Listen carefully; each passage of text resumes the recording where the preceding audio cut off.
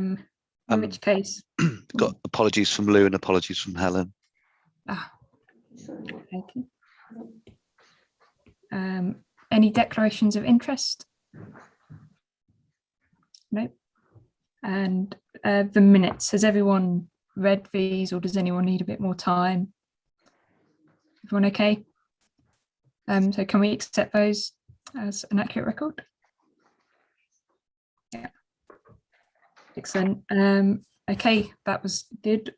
On to the main agenda items. I think first up is the carbon footprint report, which as ever looks like it's got some good and promising news, but with a bit more context, maybe this time with COVID. So Claire, is it over to you for that? Yeah. Okay. So page 8 of the papers, paragraph 1. Okay, so you'll see that for the period the 1st of April 2020 to the 31st of March 2021, the council achieved a further 9% reduction in our carbon emissions, which takes a total reduction to 71.1% against our 2007 baseline. Graph 1 shows our annual carbon emissions in kilograms of CO2 over time, showing a reduction year on year plotted against a cumulative percentage of carbon reductions against the 2007 baseline. Okay, I won't read out every paragraph, but skipping through them. I guess there'll be questions afterwards. Paragraph 2, we predicted in 2019 to 20 reporting cycle that the impact of COVID-19 lockdown might produce an artificial reduction in carbon emissions. Contractors were unable to operate as usual for periods of time, whilst large public buildings such as Riverside Leisure Centre was closed for 9 months of the reporting period, and St Andrews Hall was closed for 4 months. So all figures for this period need to be considered within this context. Paragraph 3 details how emissions data is submitted in a range of measurements dependent on use and need to be converted into one single measurement, that of kilograms of carbon dioxide. A set of conversion factors is provided annually by the Department of Business, Energy and Industrial Strategy, BEIS. Turning to page 9. Paragraph 4 just gives an outline of how the emissions are broken down into 3 scopes following government guidance. Skipping forward to page 10. And paragraph 7, you've got table 1. Although it's a carbon footprint report where we're reporting emissions in kilograms of carbon dioxide, we've been asked by members in previous years to provide the carbon emissions data alongside the energy consumption data. So for example, kilowatt hours, litres of fuel, and therefore table 1 is an attempt to show this. As stated, although the figures are related, they're not comparable because carbon emissions data has had the BEIS carbon conversion factor applied. Okay, so just to give a slight overview of table 1. Column 3, which is titled 2020-21 energy use, shows the data represented as energy use, for example, kilowatt hours of electricity and gas, litres of fuel and miles travelled. Column 4, entitled increase, decrease on a 5-year average, 2015 to 20, shows a figure as a percentage increase against a 5-year average. The reason for doing this is an attempt to smooth one-off anomalies, which are impactful in the year that they occur, but are not necessarily indicative of a long-term trend. Okay, column 5, 2020-21 carbon emissions, shows the amount of carbon emissions produced in the 2021 period in kilograms of CO2, having had the carbon conversion factor applied. And finally, column 6, increase, decrease on a 5-year average, 2015 to 20. Column 6 shows percentage increase or decrease in carbon emissions against a 5-year average.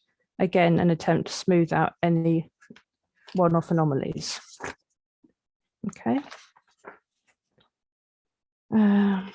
Okay, so just a bit more about that. Unusually, every scope saw a decrease in energy use and carbon emissions during this reporting period.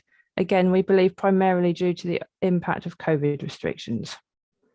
If we look at column 3, the increase, decrease in energy use against a 5-year average, It's not surprising to note that we see the largest decreases relating to travel and fuel use by council staff, so pool cars, grey fleet and public transport, and contractors travel. In terms of carbon emissions, petrol and diesel are more dirty than other forms of fuel, and with the Bayes conversion factor applied, we can see the impact of this on column 6, where the percentage decreases relating to travel are significant against the 5-year average. The move to a huge increase in home working for some staff during lockdown has provided us with new opportunities around decreased travel and being able to work and meet remotely. One potential impact we might see for this period is, alongside the decrease in carbon emissions relating to council operations, what used to be called National Indicator 185, is an expected increase in domestic energy emissions, what used to be called National Indicator 186, which measures emissions on a citywide basis, so not just within the remit of Norwich City Council, but across the city. Although again, transport emissions are likely to fall during lockdown period. Okay, so skipping to page 11, paragraph 10. As stated in paragraph 10, there's a 2-year delay on the publication of this citywide data, so we'll need to wait until 2022 to observe the 2020 figures for the wider city. Okay. Paragraph 11, in terms of energy consumed, the 3 largest areas of use are gas consumed in council-owned buildings, electricity consumed in council-owned buildings, and contractors' fuel use. And that's over a long term, that's not just this year. As well as striving to reduce our kilowatt-hour energy consumption in council buildings by utilising a wide range of energy-saving measures, we have also tried to counteract the emissions from electricity use by purchasing our electricity from 100% renewable electricity, a renewable energy electricity tariff since 2016. The impact of this measure on the council's carbon emissions through electricity consumption can be seen at paragraph 21, graph 3. So that's on page 13. Okay, just skipped forward slightly there. Skipping back, sorry for the jumping about. Paragraph 15. Because of the large reduction in carbon emissions this year, we have not opted to utilise carbon offsetting as we did in the previous reporting period. But in order to meet our targets, carbon offsetting may be necessary in future years. We have been implementing carbon reduction measures for 13 years and recognise that it's becoming increasingly difficult to find new ways to reduce carbon, and that the ease of project implementation is reducing over time. Retrofitting our assets will not be sufficient, even if it were economically viable. Some assets in particular have extreme technological challenges, such as City Hall and the halls, and I believe Richard will talk about City Hall, the forthcoming City Hall project in a moment. Okay, just moving down page 12, paragraph 7, graph 2 shows a path we need to follow in order to achieve net zero carbon by 2030. I don't know if you've got your papers printed in colour or not, but it does refer, yeah, okay. So you've got, what would it be, the long dashed line? Yeah, the long dashed line is what we need to achieve. If we go above this line, we won't meet our target date of 2030. Okay. The black dotted line shows the net carbon emissions data with electricity via the green tariff and has been extrapolated forwards.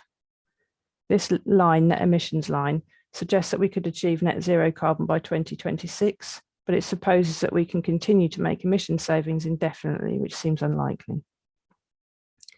Paragraph 20, which, if it's in black and white, is the line with circles on it, filled in circles, shows the council's gross carbon emissions journey. That's without the green tariff and carbon offset. A trend line has been extrapolated, which suggests that if the council continues as we have been, that we could achieve net zero by 2032. However, this would suppose that we could continue to keep reaping the level of energy savings that were available during the early years of the carbon management programme, and that's simply not sustainable. It will be interesting to see what happens to the emissions next year in terms of trends. We believe that the 2021 period is an extraordinary reporting period, and we anticipate carbon emissions potentially increasing for the period 2021-22, despite our best efforts. I mean, we don't know, but that's what we might anticipate. Paragraph 23. Since we started our carbon emissions reduction journey in 2008, we have gone from 10,800 tonnes of CO2 in 2008 to 3,300 tonnes of CO2 in 2021, which is a fantastic achievement. We now have 9 years to reduce the remaining 3,300 tonnes to 0 tonnes per year. This will require us to continue to be imaginative and innovative and seek new solutions to help enable us to reach this ambitious target. And then I believe Richard is going to say something about the air source heat pump project, are you? Yep. Okay. So in paragraph 25 onwards, the council has committed significant funding to the retrofitting programme since 2008.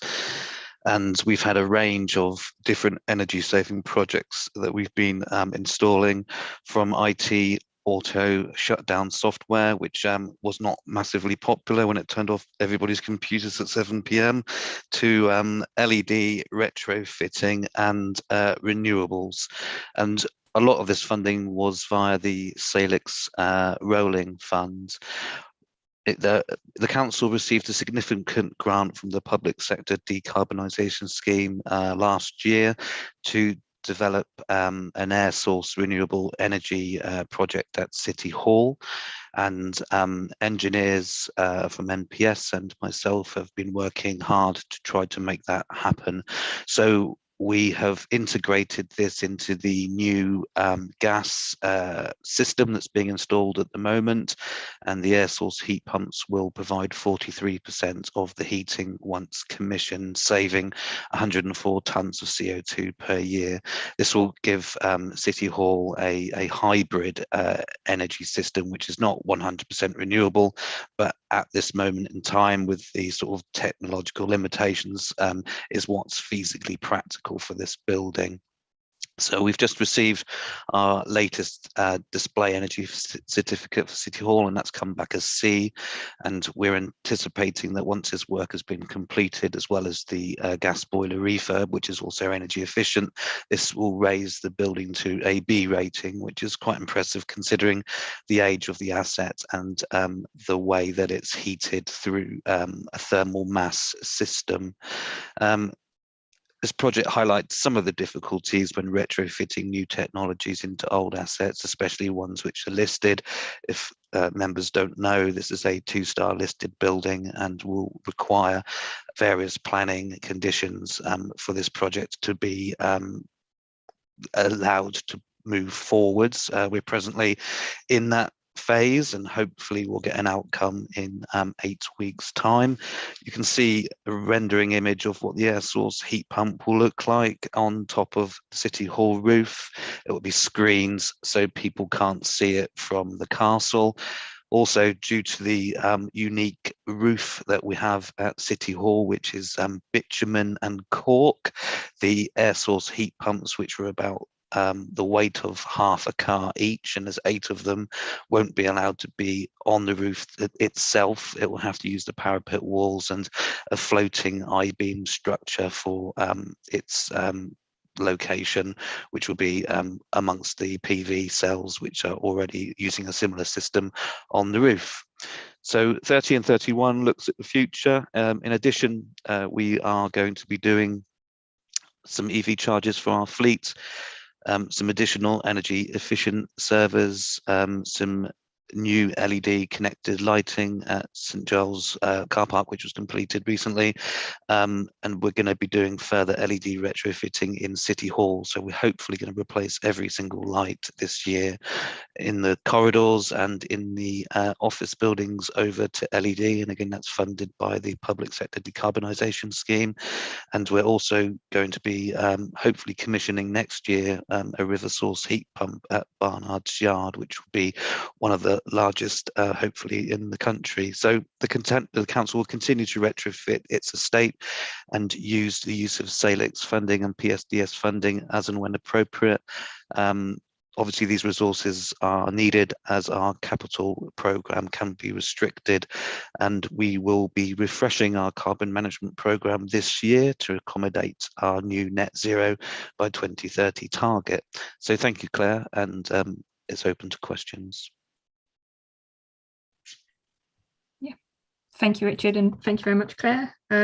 Yeah, I'll take questions in the order I see on my screen. I think I can see everyone, so if you want to indicate in whatever way you can, yeah, go for it. Jamie? Yeah, I think Denise had her hand up first, actually, but oh, sorry, I didn't see that. Denise is on mute.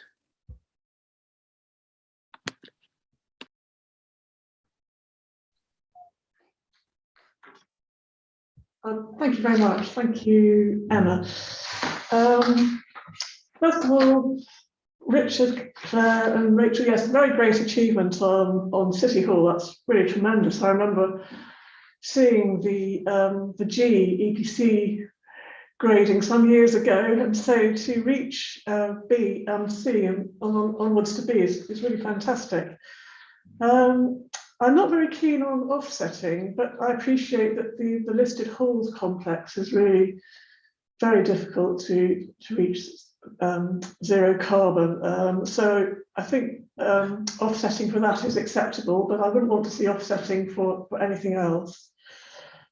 I'd be interested in seeing the carbon footprints for community centres. I imagine that they must be fairly high, given that they are not necessarily that well insulated, and also there's scope for large scope for the solar panels there. So it would be helpful to have some information on that, please. I think Jamie's going to cover the green tariff. So I wanted just to say a bit about the transport emissions, please. I wanted to refer to Appendix A and Scope 3, which is where we've got the vehicle carbon emissions. So I think probably 2020 is a very unusual year. But 2019 does show an increase, an increase over 2018. And then when you look back, it's really not very much different to 2013, 2014 and 2015.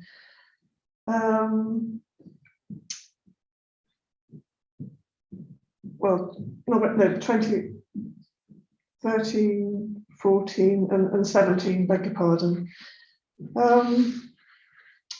As you've mentioned in the report, the contractors' vehicles' carbon emissions are high.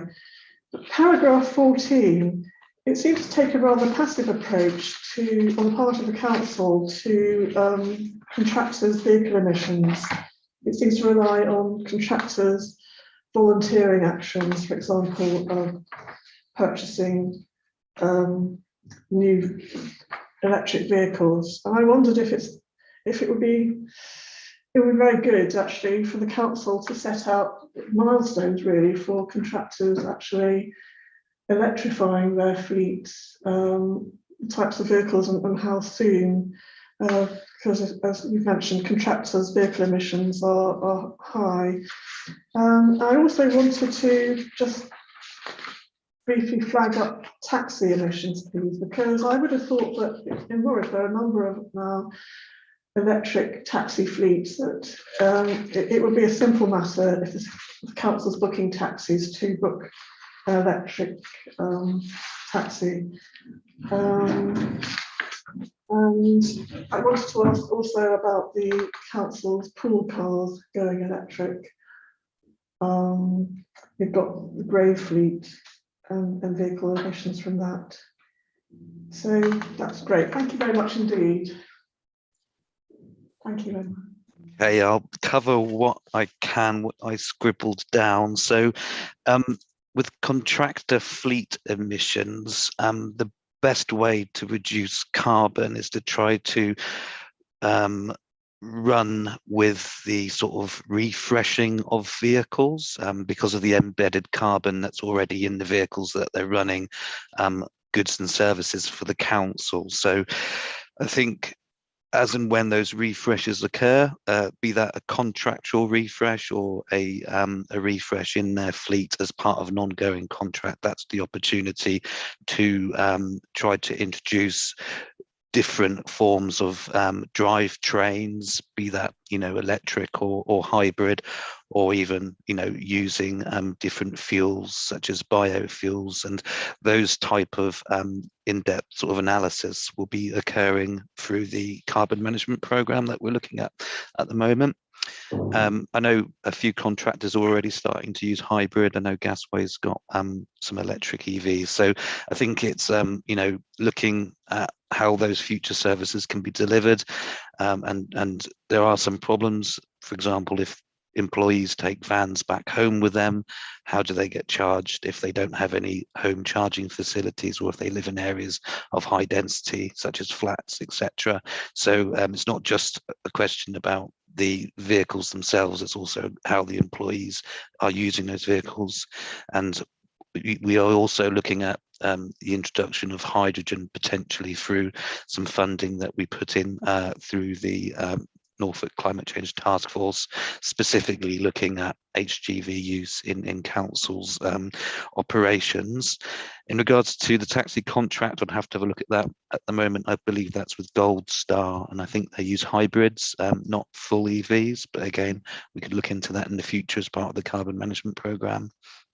The pool cars, that's going to be looked at next year when there's refresh, and I'm sure we'll try to work around the logistical difficulties we have with where we park our fleet. At the moment, that building can't really take much more in additional load, so it would be unlikely that we'd be able to put a whole fleet of EVs in that facility, but hybrid could be an option there, or potentially moving the fleet elsewhere if that's acceptable, again with working practices. And I think that's all of the points that you covered, Denise, hopefully. Oh, community centres, they pay their own energy bills, so they wouldn't be part of the council's environmental carbon footprint processing. Well, when there's a proposal to have a closer relationship with some of the community centres, is that an opportunity then to look at retrofitting buildings in return, please?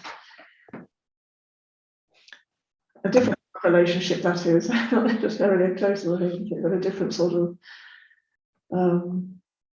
leaseholder relationship. I can look into that and get back to you if that's appropriate. Right, that's great. Thank you very, very much, Richard, for all your work. Thank you. And to Rachel and to beg your pardon. Beg your pardon. Thank you.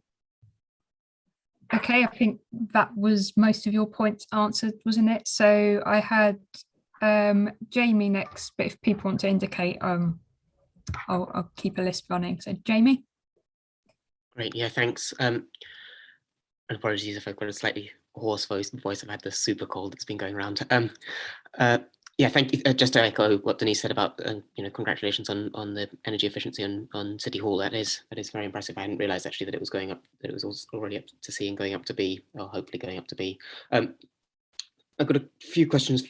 First of all, like Denise said, I think it might be helpful to see, and I don't know how far this is practicable, but to see a breakdown of what where the most energy use is in council buildings. So where we've got gas council-owned buildings and electricity council-owned buildings, to see where the sort of high usage points are, and that is including council flats, as in residential properties as well. Is not? Okay. No, the if it's a district heating system, then yes. If right, it's okay, corridor lighting, but if it's somebody's own heating system in their home, yeah, that's not part of the council's footprint. Yeah, so that's why Barnard's Yard counts, because it's district heating system. Yeah, yeah. Okay. Yeah, but I think, like Denise, I think it would be helpful to see a sort of breakdown of where which are the sort of leaky buildings and what can be done about those, particularly looking at around how they're used. I do have a question about net zero versus carbon neutral and offsetting. Correct me if I'm wrong, but the under the greenhouse gas protocol, the green tariff can't necessarily be counted as contributing to net zero, and so that's counted as offsetting. Is that right? It is counted as offsetting under the terms of the Bayes protocol that we're following, yeah. So on page 1 or page 8 of the report, paragraph 1, the graph, is that including the green tariff in the net? Yes, net emissions. So that's including the offsetting. Yes. Okay, thanks. Yeah, just it would be helpful to have that sort of clear for all the graphs. I think it is made clear in one of the other graphs. I think it's graph 3. But it would be helpful to see those in all the graphs. Do you mean you'd like to see gross emissions alongside net emissions? Just to clarify where there's being offset is being included through the green tariff as a form of offsetting, if that makes sense. Okay, so I think we're using the term net carbon emissions to encapsulate the green tariff and carbon offsetting to be where we're buying carbon offset. If you see what I mean. Okay, yeah, it'll just be helpful to explain that in the report for future reference. My other questions are, first of all, you mentioned that you're expecting there to be a much higher emissions for 2021 to 22. Why is that? And the second question, sorry, I just throw that in, is about drawing down emissions. So is it possible to measure how much emissions we're drawing down for example, trees on council land or other green space in council land? Okay, the first one, I don't know that it's going to be much higher emissions.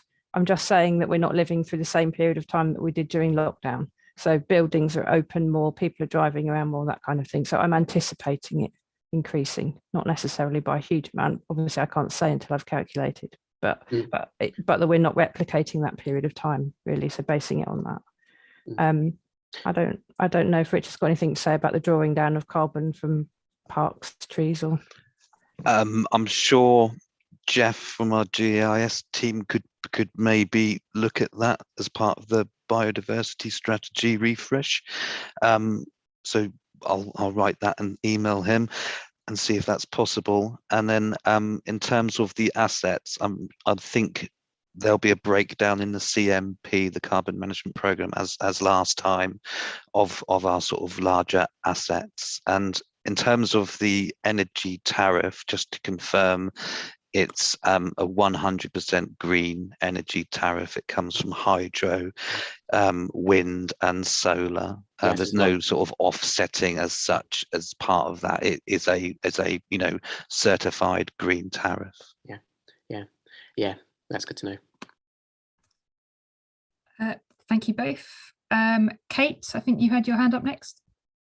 Thank you. You're okay. I've got headphones on. Nope.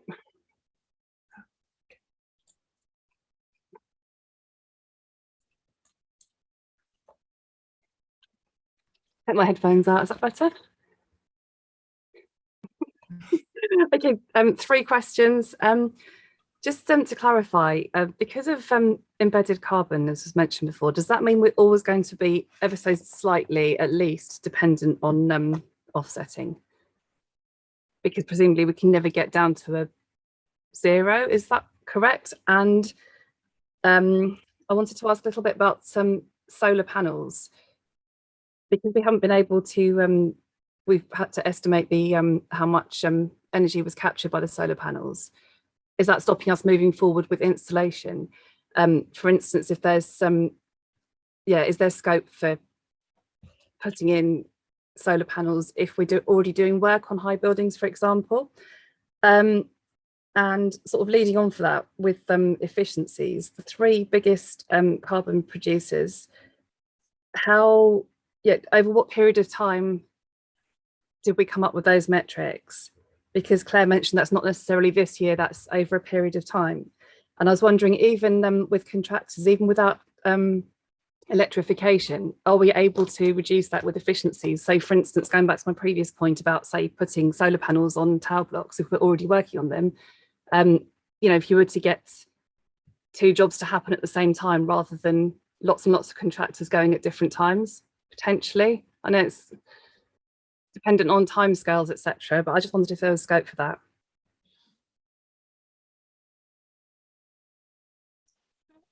Richard? Yeah, embedded emissions don't form part of our carbon footprint, but it is something that the team is mindful of when instigating carbon reduction projects, i.e. what we've always done in the past, for example, with City Hall light fittings, is to get them to the point where they are, almost not functioning before swapping them over to something that's more energy efficient due to the embedded emissions that are in the fixtures and fittings themselves. It seems to make a lot of sense. Although occasionally we have taken out fittings that had good worth in terms of their sort of metal content, again allowing us to LED upgrade and to offset those costs with materials that they've been made out of before they go recycling. But yeah, embedded emissions aren't part of our carbon footprint. It would probably take too long a period of time from Claire's day-to-day duties to get any sort of meaningful analysis out of it. In terms of solar panels, the references that you're making are potentially okay. It's just because we already purchase our energy from a certified renewable energy source. If we put, say, solar panels to power an internal set of lights on a block of flats, it probably wouldn't save that much carbon because the carbon's already been saved from the energy tariff that we do. That's why we're going to try and sort of focus a lot of the efforts in the next 5 years on transport emissions and the consumption of gas, as that's where the sort of higher carbon yield for our reduction strategy would be.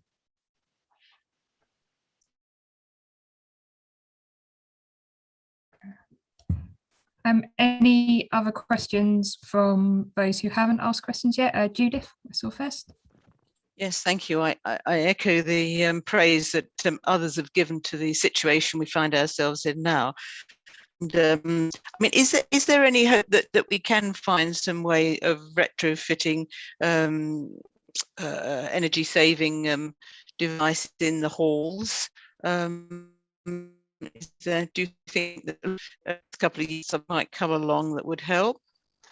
So we looked at it in terms of public sector decarbonisation funding. The boiler's relatively good in terms of its efficiency and age, but there will become a point where it needs replacing, and the lowest carbon option would be to use river source heat pumps going through the car park and down into the river.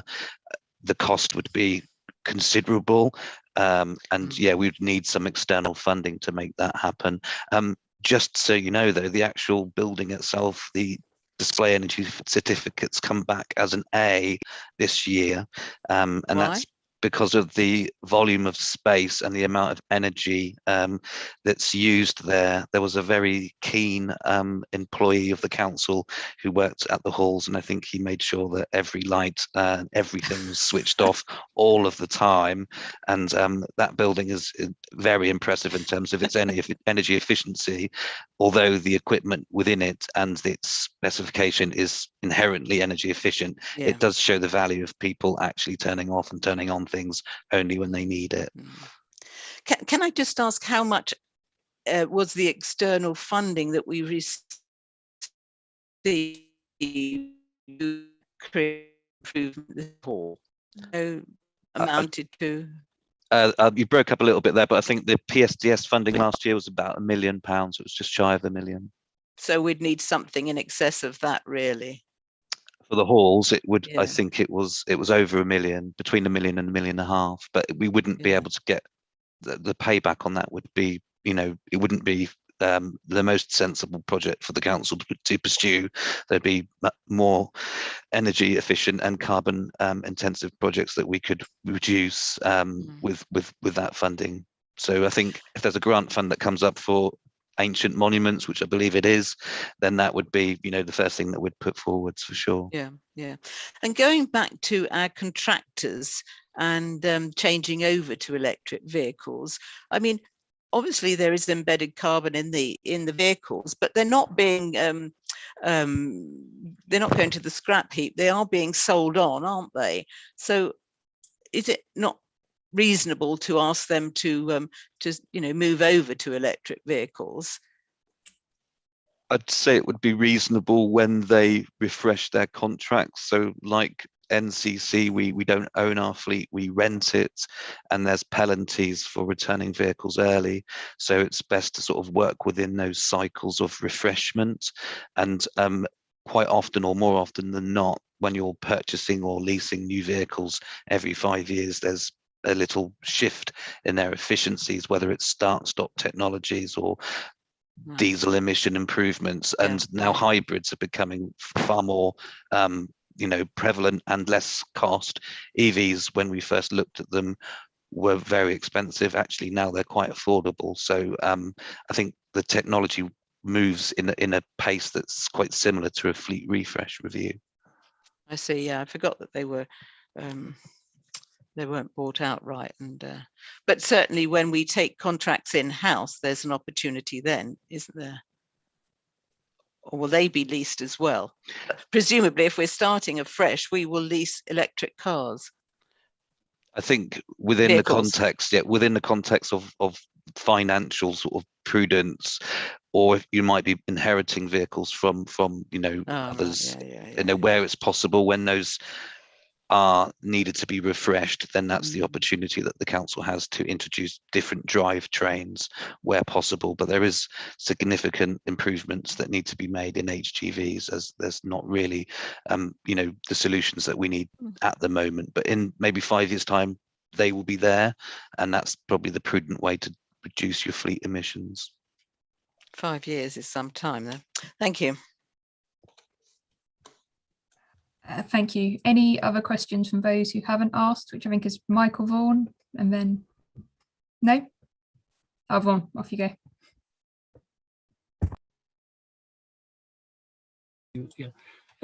Yeah, thank you for all the work you've done. I'm really impressed, and I'm really gratified that we are doing it and doing as much as we appear that we can.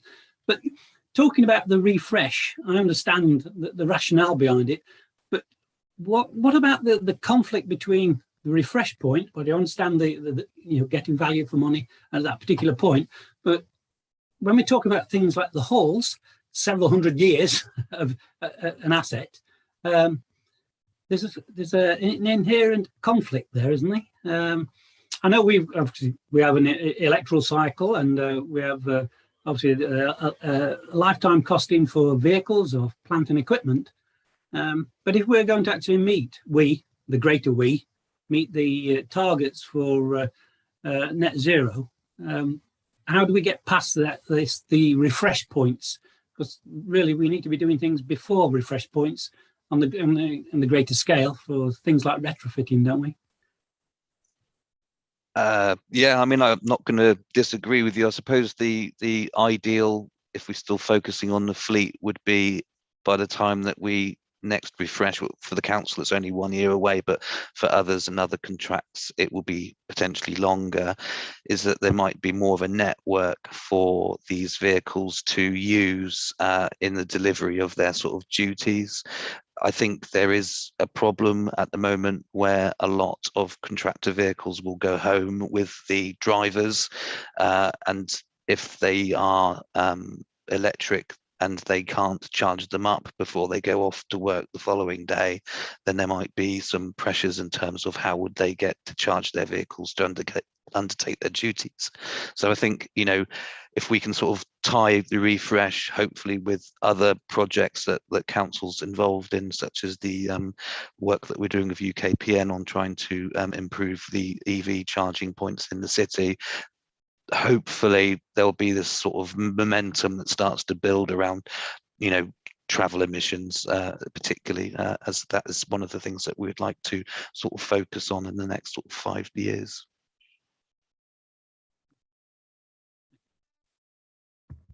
Okay, thank you. Mike, is that a hand? Yep, off you go.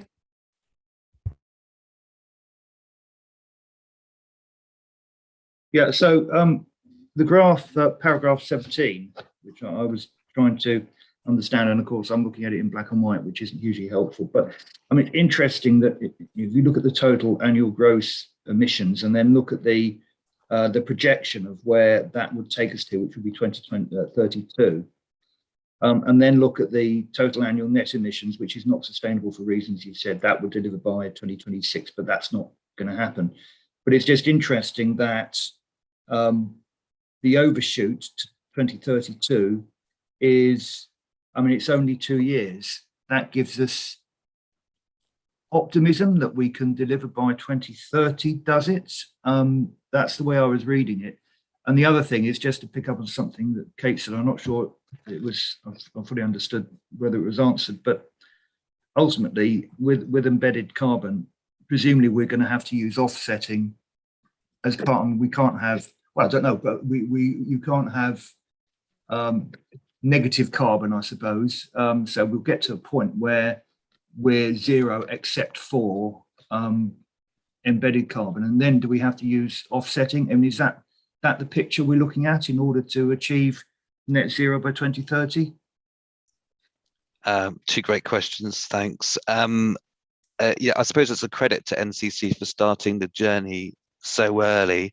If you were starting now, it would be, you know, it is still challenging, but it's be even more challenging. I think we are likely to hit the 2030 target, and we will, you know, use every tool that's available in our sort of carbon reduction war chest to do that. And we will try to follow the energy hierarchy as much as possible, where we would use, you know, offsetting as part of that tool at the sort of later point of our program moving forwards. And any offsetting, I'm sure, you know, as a team, we've been looking into it, would be as local as possible, and would be of the sort of highest standard. So you're looking at your sort of woodland trust type schemes that are local to sort of the east of England, for example. And what was your second question? Sorry, I didn't catch that one, I think. Yeah, well, the first thing is that you sort of said what I suspected, which is that there will come a point where we'll be reliant on offsetting, but negative emissions, that was it. There is a point. You can't have, yeah, I mean, you can't, I mean, unless we start destroying carbon. It's just, there are technologies out there that are starting to remove emissions from the atmosphere, and you can, I think, in the future, not so distant future, maybe buy those services which store CO2 in rock and right, turns okay. it into a solid rock. So I think if those processes manage to sort of overcome their Achilles heel, which is the energy it takes to do that, there could be the option of reverting your emissions going backwards to when you started. I don't know what the cost would be to that, and it's all hypothetical, but there is a possibility that could happen. Well, there's a surprise. I wasn't expecting you to say that. But also, I guess, as time goes on, that embedded carbon will reduce as we make changes to things like the fleet and so forth. So there'll come a point, presumably, where we won't be reliant on offsetting to the same extent.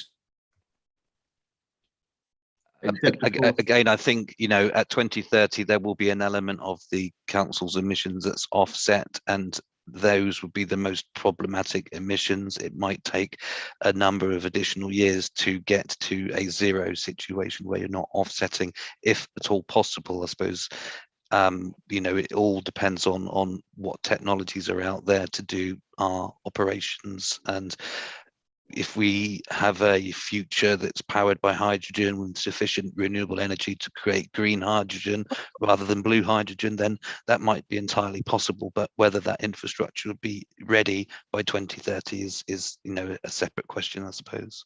And as long as we have a fleet, for example, there will be embedded carbon because it's in the vehicles inherently, irrespective of what fuel they use. So that's always going to be there, presumably. Yeah. Okay.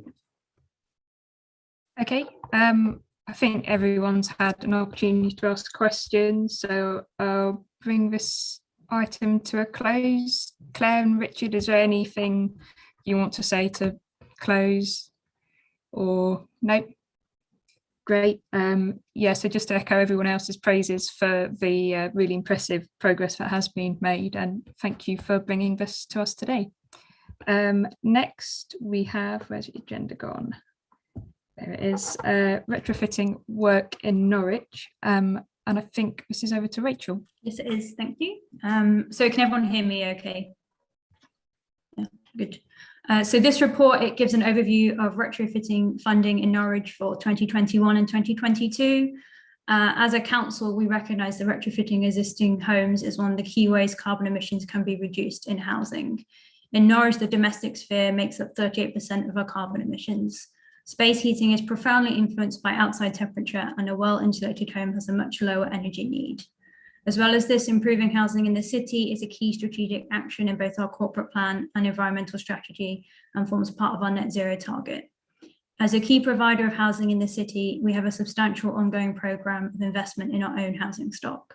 Our council housing has an average SAP rating higher than both the national average and the private stock in Norwich. Looking further afield, central government currently aims to upgrade as many fuel poor homes as is reasonably practicable to EPC Band C by the end of 2030. However, only around 30% of homes in the UK overall, fuel poor or not, currently meet EPC Band C. We have estimated that if we were to retrofit all homes below C in Norwich with just wall and loft insulation, this would cost between £295 and £511 million in total. Overall, the Committee on Fuel Poverty estimates there's a funding gap of £17.1 billion to meet the 2030 target. Clearly, central government ambition is not matched by the funding made available to local government. And over recent weeks, we've seen energy prices rise rapidly, recently hitting a 10-year high, which will impact both those in fuel poverty and energy efficient homes the hardest. As an authority, we continue to take advantage of as much funding as we can to help improve the housing stock of the city. While being mindful of the challenging financial landscape, we also have a robust programme of investment planned for housing stock in the city, having invested £129 million over the past 6 years. And table 15 on page 31 shows the renewable technologies that we've invested into our council homes. Additionally, Norwich City Council has committed to installing a water source heat pump system at Barnard's Yard, which will utilise water as a renewable energy source by deriving heat from the adjacent River Wensum. And this new system will provide space and hot water heating to 85 dwellings. We also recognise that improvement in the private sector will be key to realising improved carbon and fuel poverty reductions in the future. And we've applied to a number of funding streams focusing on retrofitting and improving energy efficiency in the city. Overall, this represents over £4 million of potential funding for retrofitting. This includes both private sector and social stock improvements. And paragraph 29 on page 33 has a table giving an overview of these funds. So even though our social stock is relatively well insulated, particularly when compared to the private sector, we still seek to take advantage of as many funding sources as possible. I'm happy to answer any questions, comments people might have on the report. Thank you very much, Rachel. Yeah, if I open it up for questions, is that a hand, Jamie? Yeah, yes, it is. Yeah, yeah. Thanks, Rachel. Obviously, we've been talking about retrofitting now for a while, and my understanding is that there's going to be a retrofitting strategy coming forward. So I guess my question is how this fits into that and what the timescale for the retrofitting strategy is. Sort of linked to that, obviously we've had last night and today the heat and building strategy announced, which is, goes nowhere near enough towards reaching what we need to do to retrofit housing, and it also, there's a complete mismatch between insulation, or the sort of funding for heat pumps, for example, and the insulation that's needed. And so really local authorities need to sort of step in. That's the only option that's left at the moment with the government that we've got. I know that other, so obviously much larger authorities like Greater Manchester have got retrofitting strategies where they're looking to sort of bring together the local enterprise partnership, private sector landlords, as well as council representatives of council officers looking at council properties, to make sure that the workforce is there, that that there's a joined up approach in terms of when there's improvements done to homes, that includes retrofitting to make them more energy efficient, to minimize disruption. So I guess my question is when is the retrofit strategy coming, and how does this fit into that? I think Richard might be best placed to answer on the timelines. I mean, yeah, so the sort of jigsaw puzzles are slowly sort of moving into place. We've obviously got the new announcement today, although limited, it's still, new funding that we can access. We've got the formation of our Independent Climate Change Commission, who no doubt will be looking at various emission sources, including that of domestic. We've got some outstanding funding bids that we've put into BEIS. I think that totals nearly £3 million of delivery, and that will be for next year and this year. And we're also just starting a new relationship with BEIS on heat networks. What obviously we need to do is we need to try to work out the most efficient way of improving heating throughout the city, regardless of tenure. I think that's important. We've come a long way with our social housing, but the private housing stock still has much more investment required. I think we need to do some further analytical work to get us into the best position, because ultimately we can put renewables on housing, but if they don't have the sort of building fabric that gets them to be, highly energy efficient, those renewable heating sources won't be sufficient to heat the properties. Yeah. We also have worries in regards to fuel poverty and what the prices would be for different types of systems, and what a fair way of, putting those systems would be. So yeah, I think there's lots of work to be done, and I don't want to sort of put a time scale on when that work will be completed. Yeah, I appreciate that. Obviously, this has been talked about for a while, and I guess this is more of a sort of political point, sort of looking to Emma and Mike and Kate as the cabinet members in the room, is about providing a resource for this work. This is such a big thing that the council has to do. It's really urgent, and it could bring so many benefits in terms of jobs, in terms of addressing fuel poverty. And if we need to be, if we're looking to be carbon neutral by 2040 now under UK 100, then 2045, then that work needs to start very soon. And as Richard highlighted, there needs to be a sort of assessment of what the building stock is and where the work needs to be done. And with NPS coming back in-house, I'd hope that there would actually be a chance from April next year to actually, when they come back in-house, to dedicate a certain amount of the resource from that into looking into retrofitting specifically.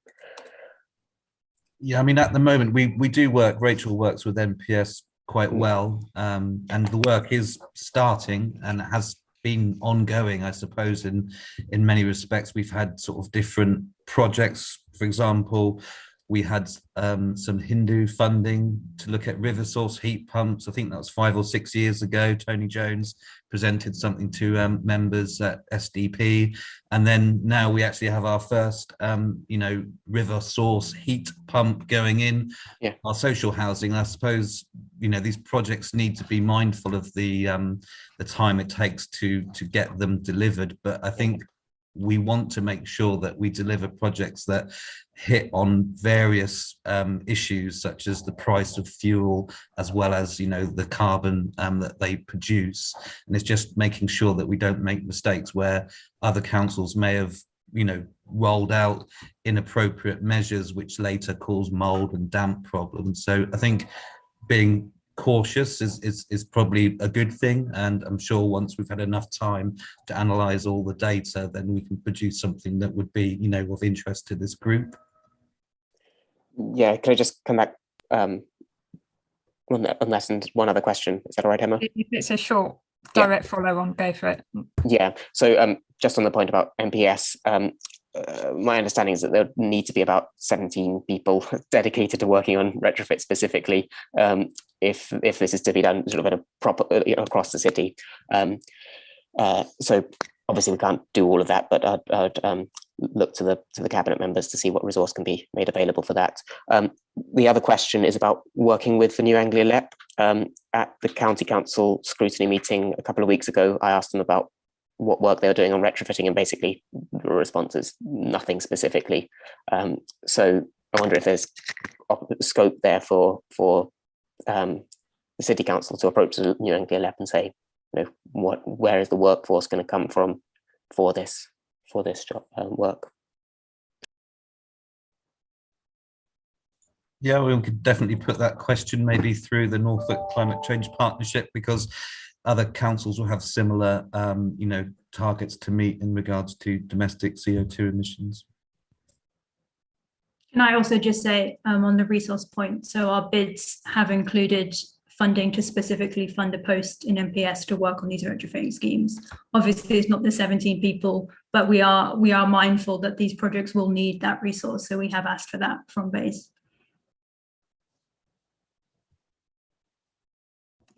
Okay, thank you both. And just to, obviously, we note the political point about resource, but just to make explicitly kind of, as we always say, the resource is limited. There are always, lots of things to be considered at the moment, but it's on the agenda. We recognise, as the report says, how important this work is. So I think the next hand I saw was Vaughan.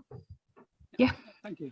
Yeah, I take on board Jamie's frustration, quite frankly, and the need for retrofitting. But I don't believe anyone's twiddling the thumbs in City Hall. We're doing what we can and getting what we can. It is about resources. But I also believe the resources are there. This country has got the resources in the private sector and from central government. The emergency and the crisis for COVID, we found the resources, and those resources could be found to address the retrofitting as well. But as a city council, I don't think we can really go around masquerading as Manchester. No one's going to believe that for a minute, and we haven't got those kind of resources. But it is frustrating, and I take on board Jamie's frustration, because we need to do more, but we're doing everything we can. But things have got to change, and they need to change pretty quick. But I don't believe we can do much more than we are with the resources we've got. But the resources are out there, and it is about going out into the private sector to persuade them to put more into it, and for central government. How we persuade central government to do more than they're already doing, well, that's an interesting one. It's not one I've got an answer for. So it wasn't a question, it's getting it off my chest. same as Jamie, I suppose. Yeah, unless anyone does want to respond to that. Mike, are you next? Yeah, I was just going to say, obviously there's external grants, but if we're talking about, in particular, staff costs, that's revenue, that's recurring costs. So, capital grants aren't going to help with that, unless it's a sort of a short-term project where you just need those people in post for a particular amount of time to deliver a particular project, and then you can move on. But clearly this is something where there will be discussion and debate when we're looking at next year's budget. And, you know, it's entirely open to the Green Party if you think that we aren't doing enough to propose an amendment and, you know, challenge us or work with us as we're doing it and as we're putting the budget together. And I think we all want to find as much resource for this as we can. It's just, you know, how we do it.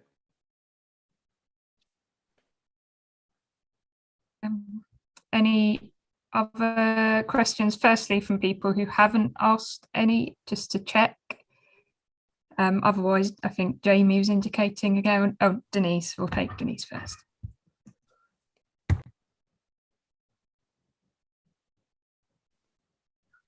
Thank you very much, Emma. So there's been discussion here of the City Council's plan to bring forward a retrofit strategy. I'm going to ask whether it's going to consider a whole home retrofit approach. The Council's retrofitting to date has largely involved individual measures, such as large scale insulation, rather than the whole house approach.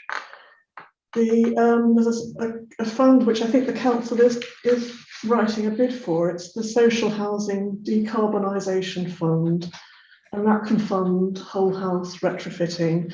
And a good example is Cornwall Council.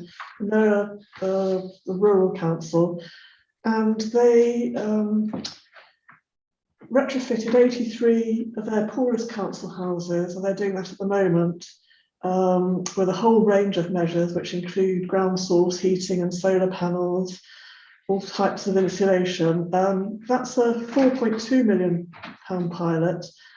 They use money from this particular social housing decarbonisation fund. They put in a couple of million themselves, and they also had money from the local energy provider.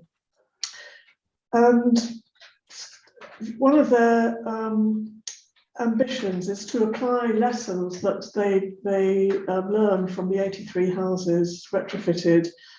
Going to apply those to all their 10,000 council homes in Cornwall. And that's also going to inform other social landlords, the private sector, and private individuals. So I'm really asking, can we look at whole place retrofitting? And could we start off with a pilot of council sheltered houses? I had a gentleman phone me from Giro House last December to request that the heating's turned up in the corridors because he said they were cold and it wasn't possible. But obviously, if the corridors are cold, then it means that the tenants themselves are having to pay extra to heat their flats. I agree with Vaughan that there is money out there. There's more and more money going into the Housing Social Decarbonisation Fund, and also we've got a green finance programme coming on stream with councils being able to use green bonds, and I hope that we'll explore that when we come to look at green finances at scrutiny at some point. Also, James Wright, Judith's colleague, some time ago made a very good suggestion that we look at using pension funds for building homes. But I wondered if we should also look at pension funds, the Norfolk Pension Fund, for example, for retrofitting. But really, one of the lessons of the last few days, various councils have been estimating the costs of retrofitting all their whole housing programmes. I mean, an enormous cost. I mean, London boroughs have estimated it's going to cost £98 billion to retrofit every London property. And this is a really good lesson for us in building new development. We have to build zero carbon development if we don't want to incur these huge retrofitting costs. And my concern is the Greater Norwich Local Plan, which is really weak on zero carbon development. And the Norwich Greens, we asked the Centre for Sustainable Energy to review the Greater Norwich Local Plan. And one of the conclusions was that the Greater Norwich Development Partnership Councils are significantly behind many leading authorities who've developed binding policies requiring new development to be net zero carbon. And there's a great reliance on leaving things to the government, whereas we're seeing now the government is really stepping up to the plate. So that's something for discussion at the Greater Norwich Local Plan examination. Thank you very much. There's quite a few points there, but I might get Rachel just to highlight the bid that we've put in and just give an overall summary of what that would be if it was successful. Sorry, can you hear me? So I noticed you did mention the Sustainable Housing Decarbonisation Fund. We have put in a bid for that. Deadline was last week. We put it in last week, and that's for 45 of our homes that have been identified by NPS. There are wimpy no-fine homes, which are a concrete construction. They've been identified as needing sort of significant insulation work that would be difficult for us to fund solely. So we've put in a bid for that. It's about £1.1 million overall to do the work on those programmes. And we've also put in a bid earlier in the year for the Sustainable Warmth competition, which is looking more at that whole house approach to private sector stock in Norwich. So we are aware of these funding streams and looking through them. And then in terms of sort of planning policy, maybe that's something that you can, go to Graham Nelson or SDP with, if that's okay, Denise. Well, Mike can comment. Mike can comment here as a member of the. And then I suppose with the whole house retrofitting, I think there needs to be this balance, and it's just trying to sort of understand what the city of Norwich might look like if we wrapped every building in an external wall and put solar panels on top. It might not be the most appropriate solution to some of our sort of heritage assets, and over time that could reduce what we all love about Norwich. So district heating systems will really play a big role, being mindful of how to insulate terrace streets by doing gable ends. I know you had yours done through Cozy City, and that made a significant difference to your property. Windows, doors, underfloor. There's a variety of solutions that might be more sensitive to the cultural heritage that we have in the city, but I still think district heating will play a significant role, and it's quite exciting that we're now going to be part of 20 other cities, hopefully, looking at the role of district heating in the city and how that might be applied for lowering carbon emissions in our housing stock. Okay, thank you. Just to check, does anyone who hasn't asked a question on this item yet want to come in? No? Okay, in which case, Jamie, I think you indicated you've got a quick last question. Yeah, thanks. Just to refer back to Vaughan's point, I think I'd hope that in a retrofitting strategy that there is also work done on how we can leverage in private sector investment as well. Again, much larger authority, but Bristol City Council is looking at doing that.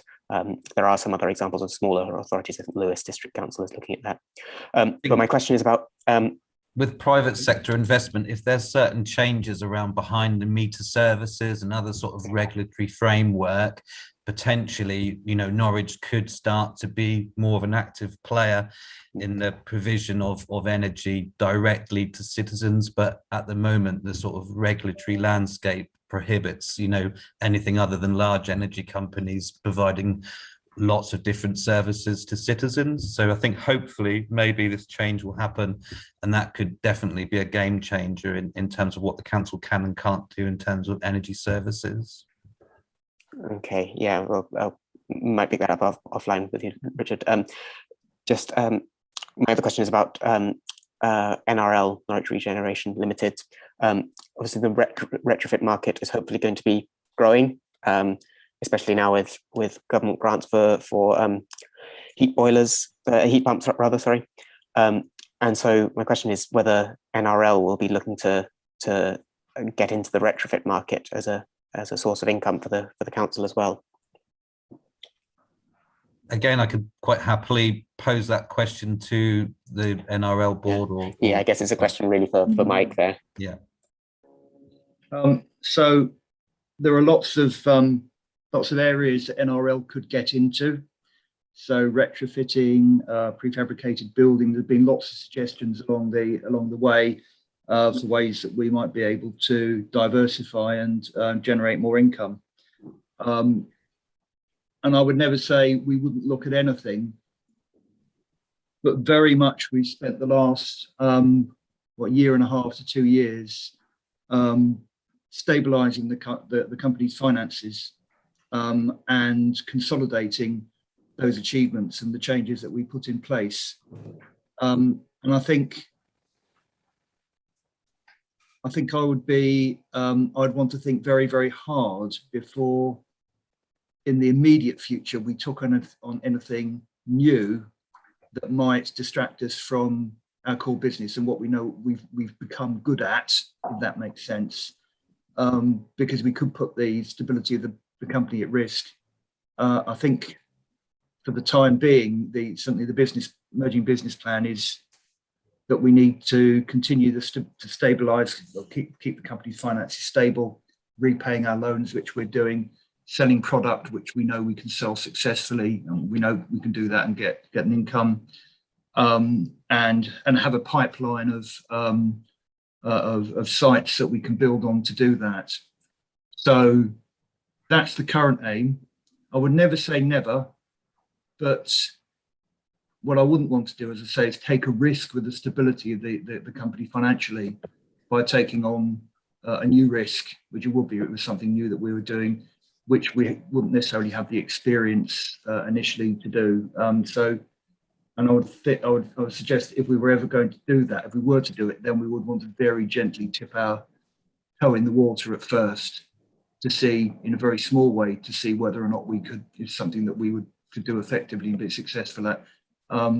So what you're getting from me is a very cautious answer, Jamie, but I hope you understand why, given the history. Yeah, I can appreciate that. What I would say is someone has to do the work. And, this is going to be a growing market. It has to be. So we may as well get in on that. Okay. Okay, thank you. Just one last call for people who haven't asked questions before we wrap up on this. No, looks like that's this item done then. Thank you very much, Rachel. And I know Richard's had to go, as he mentioned in the chat, but thank you very much. Is there anything you want to say to close or summarise? Just to say, I think I also understand the frustration of some of the members in that we recognise the challenge and we recognise how important this is, and the resource isn't always available from central government, but whenever it is available, whenever are these funds, we will go for it and we will bid for it. So yeah, we are going to work as hard as possible sort of in the city to get this done. Thank you very much. Thanks for bringing this, and of course for all the work that's been ongoing and what has been achieved, even against that kind of challenging backdrop at the moment. But in which case, I think that's us done for today. Are there any indication, Jamie? Are there any recommendations coming from this? And one that I would suggest is that the City Council contacts the New Anglia LEP through whichever channel is most appropriate. I might need to get some advice on how that works, because this is only my second meeting in the chair. How we ratify those, if there are recommendations, or and I guess seek reports to Cabinet, doesn't it? So the recommendation could be to go to Cabinet, to ask Cabinet, I guess the leader in this case, to contact the LEP. Yeah, I think if I jump in, we've got a similar role and responsibility to the SD panel. Yep. So we can make recommendations to Cabinet. That's where we report into, and it's the Cabinet to accept those or not. Yep, and we can do that by majority, by vote, or is it a? Yep. So can you repeat? Oh, go on. I mean, normally we try and work to a consensus, yes, obviously, but if there isn't agreement, then we would have to go to a vote. So what? Yep. Sorry, so Oh, no, that's all right. So Jamie, can you repeat what that recommendation would be? For the City Council, through whichever channel is most appropriate, to contact the New Anglia LEP to ask them about the work that they're doing on retrofitting, or to do some work on retrofitting, basically, specifically looking at training and workforce. Okay. So or to work with us on to coordinate work with us on retrofitting. Yeah. And that keep it general like that, and then that leaves any possibility on the table, doesn't it? Yeah. That sounds reasonable to me. Are there any conflicting views on that? Are we all okay? Yep. Okay, great. And any further recommendations that jump to mind for anyone? No? I'd like to see a retrofit strategy come forward sooner, but that can't be a recommendation. So yeah, I think just we it's covered minuted. that, and It's just minuted. Yeah, exactly. It will be in the minutes. I guess we're welcoming the report. We're welcoming the work that's been done on retrofitting. Yes, we'd like everything to happen yesterday if we could, but that's it's a matter of resources and timescales. But we hope the work will progress rapidly, I suppose. Yeah, and I think the discussion this evening will reflect that, and that will be available anyway for Cabinet and public to see. So I think we're content with just that recommendation then. Yep. In which case, I really will bring